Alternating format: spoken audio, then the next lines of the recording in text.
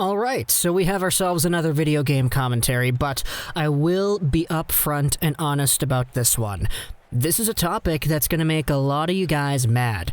I know not everybody is going to be on board with the idea that we're discussing here in this video, but because it's a very weird and interesting idea nonetheless, I wanted to talk about it here on the channel. And I know at first glance, this seems very childish. It's a very kindergarten-like kind of topic to go, oh, my team's better than your team. Nuh-uh, my team is better than your team, and then debate it back and forth like that. But it's kind of childish, right, to debate about two things in that kind of way. But at the end of the day, this TVA Sports article, which I stumbled upon earlier this week, does kind of tell a little bit of a tale that I wanted to revive here and put it on the channel. So, today we're focusing on an article written by Félix Séguin on TVA Sports. Les Canadiens supérieurs aux Bruins, and if you translate that into English, it is the Canadiens are superior to the Bruins, ? Now, the article goes over Félix Séguin's own opinion. He cites a few different reasons as to why the Boston Bruins could be in trouble. And we've noted a few of these reasons in a previous video as well, talking about how the Bruins are in trouble. But let's just go over the article here. It's translated from French into English. I'll leave a link in the description to the French version. You can check that out on your own time. But the article goes over how the Boston Bruins, hey, they're a good team. They're a team that has been dominant over the past few seasons. Stanley Cup Championship in 2011, Stanley Cup Finals in 2019, regular season championship in 2020. They're a good team. But there is a laundry list of things that you have to take a look at if you're a Boston Bruins fan looking for a similar level of success in 2020-2021 as you had in 2019-20. Who will replace Torey Krug, who has accepted a contract as a free agent with the Blues? Will Zdeno Chara be back at 43 years old, and if so, can he still have an important role? Are Matt Grzelcyk and Jeremy Lauzon ready to see their workload increase? Everything suggests that they will be part of the top four. Does Tuukka Rask have any desire to play? The 33-year-old Rask has already spoken of retirement as he's in the last year of his contract. Is there still energy left in David Krejci's reservoir? He's entering the last year of his agreement too. Will Jake DeBrusk get along with the Bruins? He still does not have a contract for the next season. Then there's a little bit of a mention of the stuff that we talked about in our previous video, talking about the Bruins and how they're in trouble, how Brad Marchand and David Pastrnak are both going to start the season late. Marchand's in a spot where he's probably going to miss a few weeks. Pasternak's going to miss a few weeks and a month too, so there's some more room for concern. And then furthermore, the article goes over the rest of the teams that are playing in the Atlantic Division. The Lightning are going to be good, the Canadiens have improved, and the Leafs are still looking to be pretty good. And even though there's a lot of time, and even though there are a lot of options, the article goes over whether or not the Bruins could go after Mike Hoffman, whether or not Patrick Laine is a fit, and that's kind of where things get a little bit ridiculous, I will say that. But the article ends off with this. As of today, I believe, and I say this rationally and thoughtfully, that the Canadiens are better than the Bruins. And the title of the article, the whole build-up to this climax, kind of drew me in, and it was like, you know, that sounds like a video topic. That's something that I think is a very bold claim, but the thing is, you could really, honestly, rationally defend it. Here's this. The acquisitions of Allen, Edmundson, Anderson, Toffoli, all that stuff, great. Then there's the whole philosophy about goaltenders and defensemen and forwards, whether or not one or two of those are better for one team than the other. So let's just go over a few of these things right here at face value, all the way back at the end of October, before the season is going to begin in the slightest.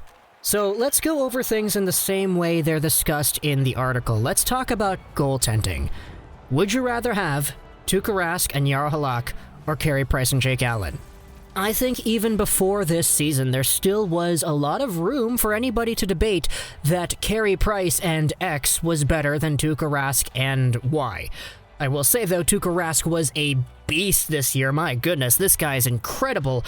But Carey Price, when he's on, can be one of the best goaltenders in the world on a given night, especially if you up the stakes. The guy just, for some reason, is able to compete when it matters. And I think anybody who watches the Canadiens or even watches the league kind of knows that Carey Price has that upper tier that he doesn't really tap into often, but when he does get there, there is that level. Furthermore, it's not even just Carey Price now, you have Jake Allen. We spoke about this in the video a few days ago, talking about how the Canadiens were the absolute winners of the offseason, but Jake Allen provides a very, very stable backup goaltender to play behind Carey Price, and he's on the payroll for the next 2 seasons as well after this one, because he recently signed his extension.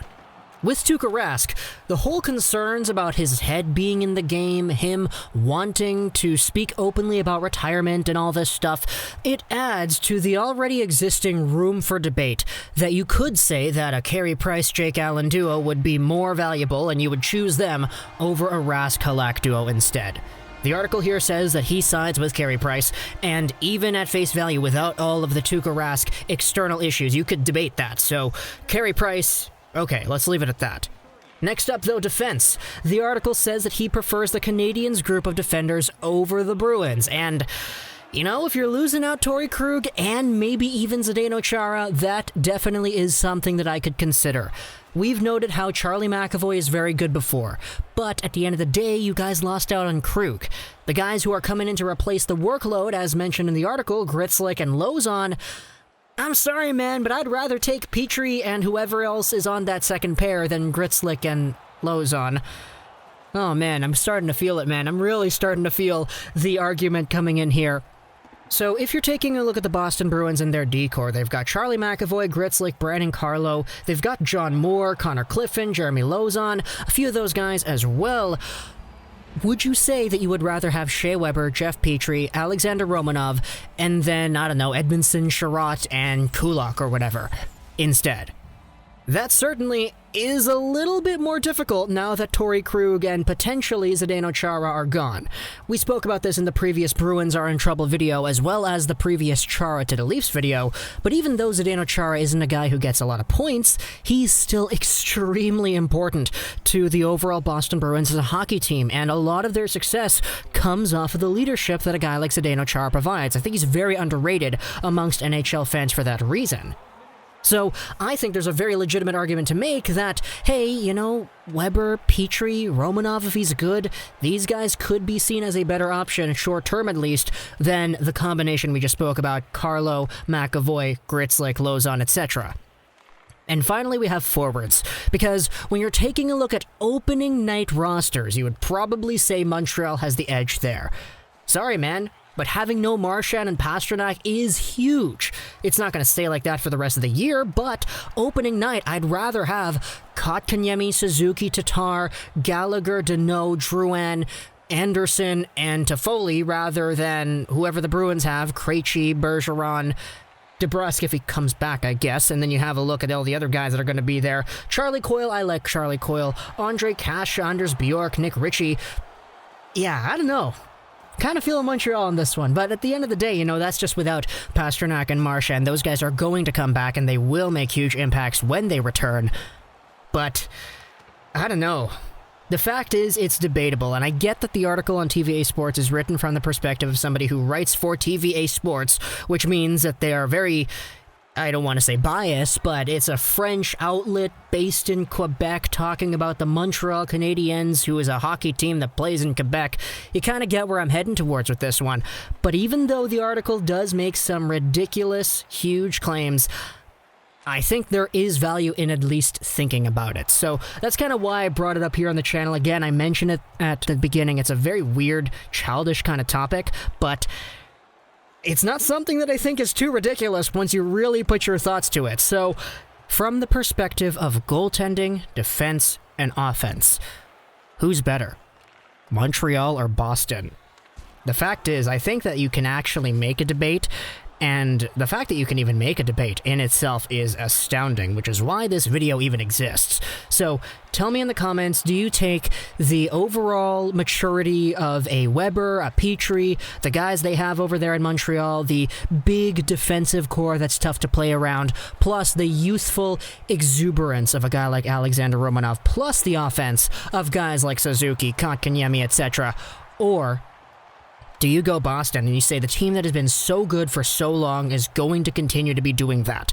Even though they lost out on Krug, even though they're going to miss Marchand and Pastrnak for a portion of the beginning of the season, and the potential of Chara coming back is not 100% guaranteed. Obviously, I'm kind of skewing the argument into one direction, but hey, Boston has been an absolute powerhouse, and we've noted this over the past few videos, so talk to me in the comments. What do you think? I hope you enjoyed this video.